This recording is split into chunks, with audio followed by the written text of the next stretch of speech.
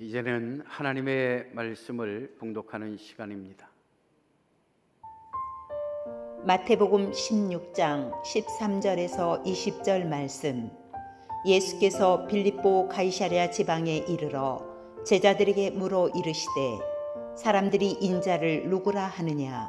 이르되 더러는 세례 요한, 더러는 엘리야, 어떤 이는 예레미야나 선지자 중에 하나라 하나이다. 이르시되 너희는 나를 누구라 하느냐. 시몬 베드로가 대답하여 이르되 주는 그리스도시요 살아계신 하나님의 아들이시니이다. 예수께서 대답하여 이르시되 바요나 시몬아, 내가 복이 있도다. 이를 내게 알게 한 이는 혈육이 아니요 하늘에 계신 내 아버지시니라. 또 내가 내게 이르노니 너는 베드로라. 내가 이 반석 위에 내 교회를 세우리니 음부의 권세가 이기지 못하리라. 내가 천국 열쇠를 내게 주리니 내가 땅에서 무엇이든지 매면 하늘에서도 매일 것이요 내가 땅에서 무엇이든지 풀면 하늘에서도 풀리리라 하시고, 이에 제자들에게 경고하사 자기가 그리스도인 것을 아무에게도 이르지 말라 하시니라. 아멘. 아멘. 할렐루야. 우리 주님의 은혜와 우리 주님의 사랑이 우리 모두에게 넘치기를 원합니다. 우리는 살아가면서 수많은 만남을 갖습니다. 그런데 그 만남 자체보다도 어떤 만남을 유지하며 어떤 관계를 가지고 살아가느냐가 사실은 더욱더 중요합니다. 우리는 좋은 관계를 위해서 서로에게 깊은 관심을 갖습니다. 그리고 상대방을 깊이 이해하려고 노력합니다. 그리고 그 개성과 인격을 존중합니다. 이런 관계를 통해서 우리의 관계가 성숙해지면 우리들은 삶 속에서 만족을 누리며 행복하다라는 느낌을 가지고 인생을 살아가게 됩니다. 그러나 반대로 서로에게 관심이 없고 이해하지 못하고 상대방을 무시하며 산다면 그 관계가 불행으로 지속되게 되고 결국은 깨어지고 마는 그런 관계가 되기도 합니다. 수많은 사람들이 예수님을 만나 구원을 받았습니다. 마음과 몸 관계가 치유를 받고 회복되었습니다. 그리고 행복, 희망, 미래, 천국을 말할 수 있는 그런 긍정적인 인생으로 변화가 되었습니다. 우리 예수님은 많은 나병 환자들을 깨끗게 하시기도 하고 못 본 사람들을 보게도 하고 말하지 못한 사람들을 말하게도 하고 죽은 자들을 살리기도 하는 등 수많은 기적을 베푸시며 천국 복음을 전파하셨습니다.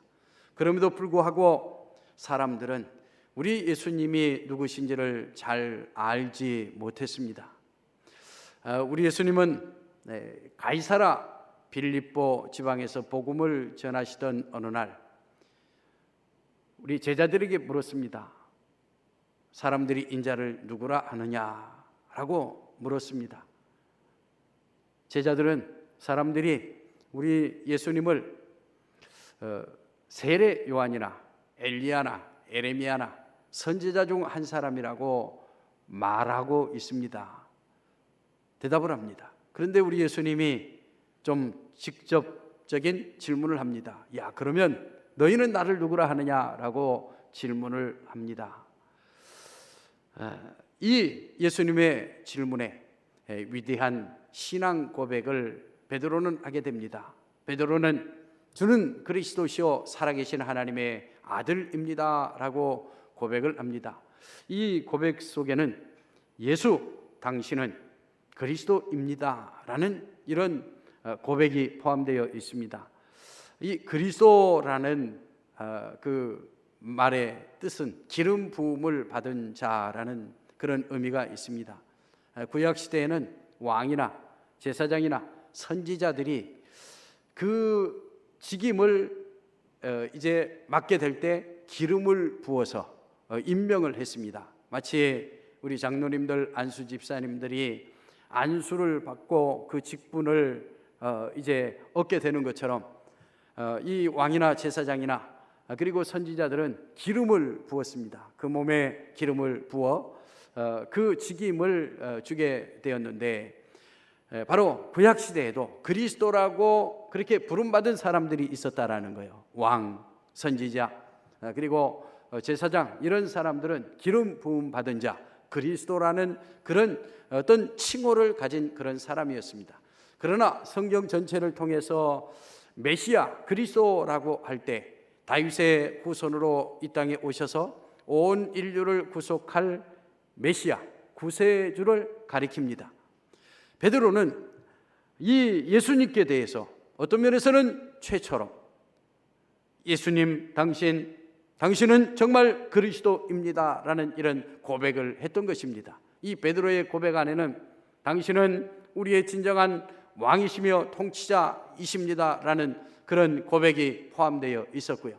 당신은 하나님의 말씀만 태어나는 선지자이십니다 라는 이런 고백이 포함되어 있었습니다. 그리고 당신은 우리의 죄를 속량하는 제사장입니다.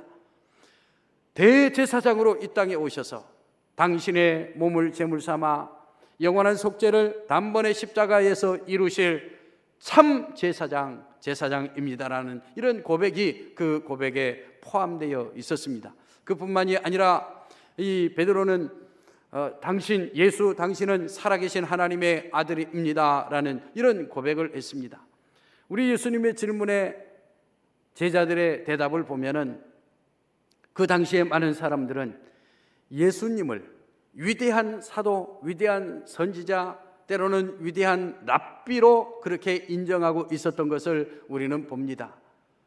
예수님이 제자들에게 사람들이 나를 인자를 누구라 하느냐라고 물을 때 사실은 세례 요한, 엘리야, 예레미야 또는 선지자 중에 한 사람이라고 대답했던 것은 바로 우리 예수님이 수많은 이적을 행하셨음에도 불구하고 여전히 사람들의 눈에는 우리 예수님이 위대한 선지자, 인간에 불과했다라는 것입니다.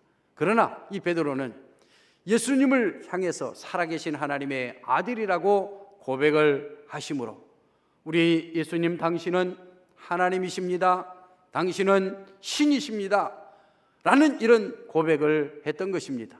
다시 말하면 영원한 생명과 창조의 능력을 가지시고 지금도 활동하신 분이시다 라고 고백을 했던 것입니다. 그리고 살아계신 하나님의 아들이라는 이 살아계신다라는 이 표현은 사실은 과거에도 살아계셨고 지금도 살아계셨고 미래에도 살아계셔서 인류의 구원과 우주의 모든 섭리를 이루시기 위해서 활동하신 분이라는 이런 고백이 바로 살아계신 하나님의 아들입니다라는 이 고백 속에 포함되어 있었던 것입니다. 우리 예수님은 바로 베드로의 고백처럼 그리스도시요 살아계신 하나님의 아들이었습니다. 그러나 이 고백은 바로 역사상 예수님을 향해서 최초로 고백한 그런 고백이었습니다. 이 고백이 중요한 것은 이 고백이 있느냐 없느냐에 따라서 구원과 영생, 심판과 멸망이 좌우되기 때문에 이 베드로의 신앙 고백은 위대한 믿음의 고백이었던 것입니다. 우리도 예수님은 그리스도시요 살아계신 하나님의 아들입니다라는 이 고백에 흔들림 없는 우리 성도님들이 되시기를 축원합니다. 아직도 예수님께 대한 지식과 이 베드로와 같은 신앙 고백이 없다면 이 시간 예수님, 당신은 정말 그리스도시요 살아계신 하나님의 아들입니다라는 이 진실한 고백을 통해서 사망으로부터 생명으로, 영원한 멸망으로부터 영생을 얻게 되는 우리 성도님들이 되시기를 주의 이름으로 축원을 드립니다. 베드로의 이 칭찬을 들으시고 이 고백을 들으시고 우리 예수님은 이제 베드로를 칭찬하십니다. 칭찬을 하시는데 17절 말씀을 보면은 바요나 시몬아 내가 복이 있도다. 이를 내게 알게 하니는 혈육이 아니요 하나님 하늘에 계신 내 아버지시니라 라고 그렇게 말씀을 하십니다. 이 바요나라는 이 뜻은, 이 바라는 이 말은 아람어의 아들이라는 그런 뜻이 있습니다. 그리고 이 요나라는 이 말은 요한이라는 그 다른 말입니다. 그래서 이 바요나라는 말은 요한의 아들이라는 뜻입니다. 요한의 아들 시몬아, 내가 복이 있도다 라고 그렇게 칭찬을 하십니다. 그리고 이 베드로가 신앙 고백을 했는데, 이 베드로가 한 신앙 고백이 자기 베드로 자신에게서 나온 것이 아니라 하나님께서 지혜를 주시고 하나님께서 깨닫게 하시고 하나님께서 고백하게 하셔서 이 베드로가 그런 고백을 했다라는 것입니다. 우리의 신앙 고백은 때로 우리는 나의 의지와 나의 지식에 따라서 우리가 신앙 고백을 한다라고 그렇게 생각할 때가 있습니다. 그러나 우리의 신앙 고백은 하나님의 주권적 섭리의 결과다라고 그렇게 지금 말씀하고 있는 것입니다. 베드로에게 예수님이 그리스도임을 알게 하신 분, 그분이 바로 하나님이셨다라는 것입니다. 하나님이 알게 하셨기 때문에 사실은 자랑할 것이 없습니다만은, 그러나 베드로를 우리 하나님이 칭찬하십니다. 그 이유는 이 베드로는 예수님이 어떤 분이신가를 사실은 깊이 묵상했고 깊이 기도했고, 그리고 예수님이 행하시는 이적을 통해서 맞다, 저분이 구약 성서가 예언한 메시아 그리스도가 맞다라는 이런 믿음의 어떤 믿음이 있었던 것입니다. 그리고 마침내 예수님에 대해서 뭐라고 너희들은 생각하느냐라고 물으셨을 때 베드로는 예수님께 대해서 그 위대한 신앙 고백을 했던 것입니다. 이 비밀을 알았기 때문에 이 사도 바울은요, 자기가 자기 된 것이 자기의 노력으로 된 것이 아니라 나 된 것은 하나님의 은혜라고 고백을 했습니다. 그러면 주는 그리스도시요 살아계신 하나님의 아들입니다 라고 고백했던 이 베드로의 고백의 결과는 과연 어떤 기적이 일어났습니까? 마태복음 16장 18절 말씀에는요, 또 내가 내게 이르노니 너는 베드로라, 내가 이 반석 위에 내 교회를 세우리니 라고 말씀하고 있습니다. 여기서 말하는 이 반석은 신앙 고백을 의미합니다. 베드로를 지칭하는 것이 아니라 바로 신앙 고백을 의미합니다. 베드로의 그 신앙 고백, 이 신앙 고백은 어떤 면에서는 제자들을 대표한 신앙 고백이었고, 오늘날로 말하면 우리 모두의 신앙 고백이라고 말할 수 있겠습니다. 바로 그 신앙 고백 위에 우리 예수님께서는 자신의 교회를 세울 것이다 라고 말씀합니다. 다시 말하면 교회는 예수님이 성도들의 신앙 고백 위에 세우신 예수님의 교회, 내 교회라고 그렇게 말씀하고 있습니다. 신약 성경에서 바로 이 교회라는 말이 최초로 사용됩니다. 그런데 이 교회라는 말은 헬라어로 에클레시아라고 말하는데, 이 에클레시아라는 이 교회라는 용어는 세상으로부터 부름받은 사람들이라는 그런 뜻이 있습니다. 우리 모두는 하나님에 의해서 특별하게 선택되어져 우리 주님의 뜻에 의해서 우리를 부르셨고, 우리는 그 부르심에 응답하여 하나님의 부르심을 받은 바로 교회가 된 것입니다.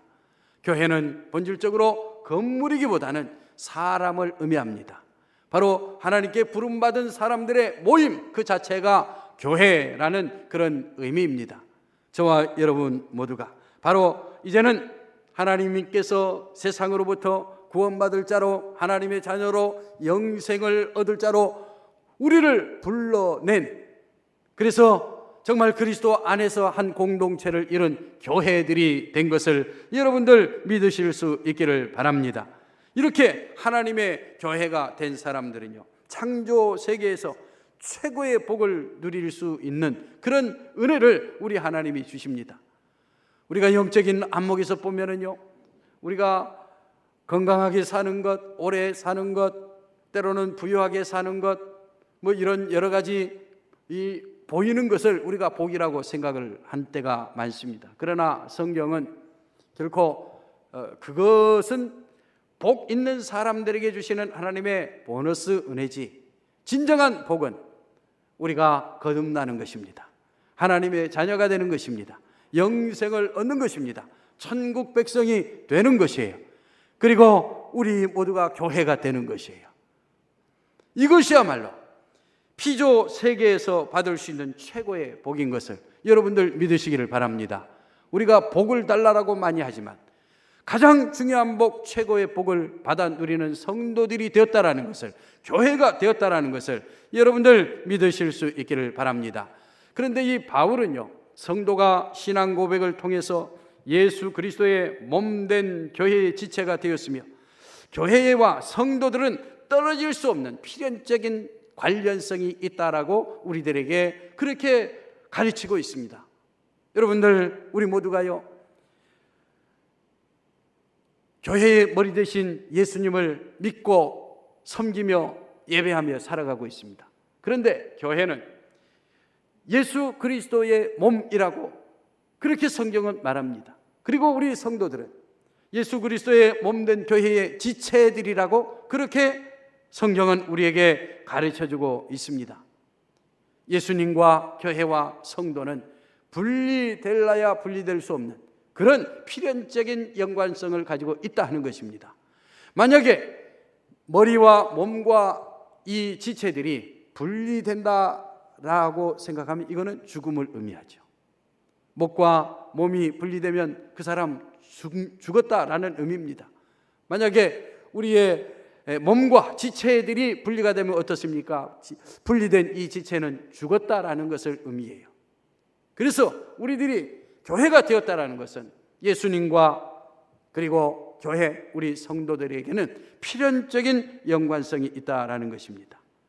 우리 모두 정말 주는 그리스도시요 살아계신 하나님의 아들입니다라는 이 고백을 통해서 하나님의 가족이 되었을 뿐만 아니라 우리 삼성교회의 아주 소중한, 없어서는 안 될 지체들이 되었다라는 이 믿음을 갖는, 그것을 확신하며 살아가는 우리 성도님들이 되시기를 주의 이름으로 축원을 드립니다.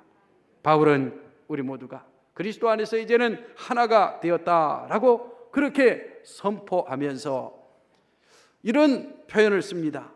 즐거워하는 자들과 함께 즐거워하고 우는 자들과 함께 울라라고 로마서 12장 15절에는 우리에게 말씀을 합니다.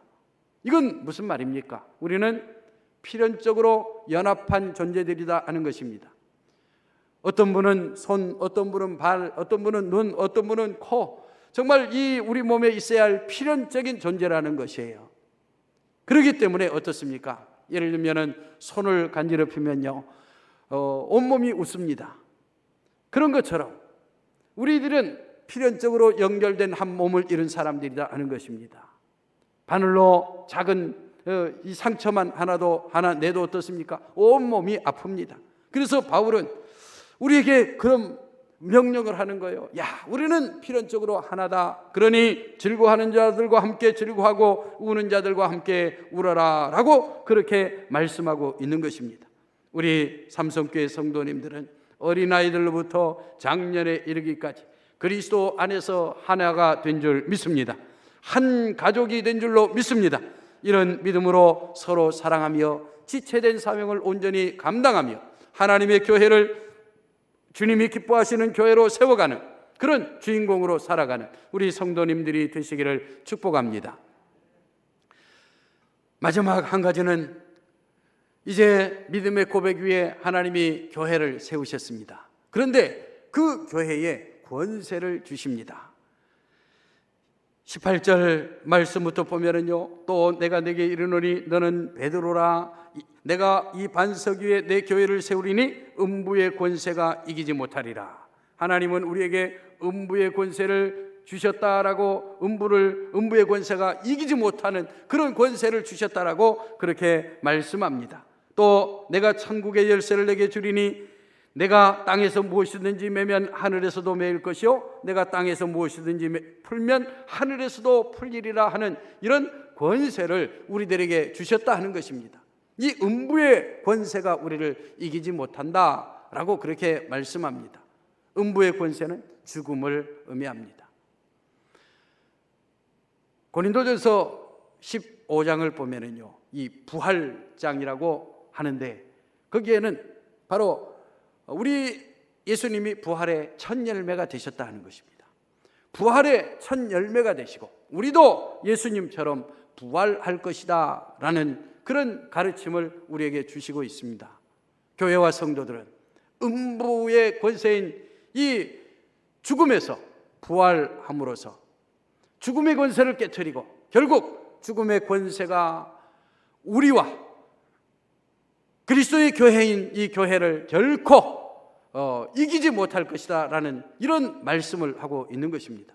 우리들이 이 세상을 살아가는 데 있어서는요, 또 이 죽음 말고도 음부의 권세가 있는데 그것은 사탄일 수가 있습니다. 우리의 영혼을 파괴하는 이 사탄이라고도 말할 수 있는데 어떻습니까? 이 말씀에 의하면은 저와 여러분들은 사탄과 귀신들의 어떤 그 영적 전쟁에서 승리가 보장된 사람들인 것을 믿으실 수 있기를 바랍니다. 그래서 모든 죄와 악, 어둠의 권세와의 싸움에서 승리가 보장되었다라는 것을 믿고 모든 죄와 어둠의 권세와 맞서 대적하여 정말 승리하며 살아가는 우리 성도님들이 되기를 주님의 이름으로 축원을 드립니다. 그뿐만이 아니라 천국의 열쇠를 주셨다라고 말씀합니다. 이 천국의 열쇠는 사람들을 천국에 들어갈 수 있도록 가르치라고 교회에 위임하신 바로 복음을 의미합니다. 이 복음이 바로 천국의 열쇠다 하는 것이에요. 불신자들에게 이 복음은 천국에 들어갈 수 있는 유일한 열쇠입니다. 그런데 그 열쇠를 교회와 성도들에게 주셨다라는 이런 말씀입니다. 우리 교회와 성도들은 천국의 열쇠를 가진 사람들입니다. 우리들이 복음을 전하느냐 전하지 않느냐에 따라서 우리 주변에 있는 불신자들이 예수님을 믿을 수도 있고 믿지 못할 수도 있다라는 것입니다. 이렇게 복음을 맡은 사람이라는 것을 우리들이 깨닫고 우리에게 기회 있는 대로 때를 어쩐지 못하든지 이 복음 전하는 사명을 온전히 감당하며 살아가는 우리 성도님들이 되기를 축복합니다. 그리고 메고 푸는 권세를 우리 하나님께서 우리에게 주셨다라고 말씀합니다. 말씀에 근거해서 하나님의 뜻을 따라 그리고 예수님의 이름으로 옳고 그름을 판단하고 선포할 수 있는 권한을 우리 그리스도인들에게 주셨다라는 말씀입니다. 이 메고 푼다라는 이 말은 유대인들이 즐겨 쓰던 그런 말이었다고 합니다.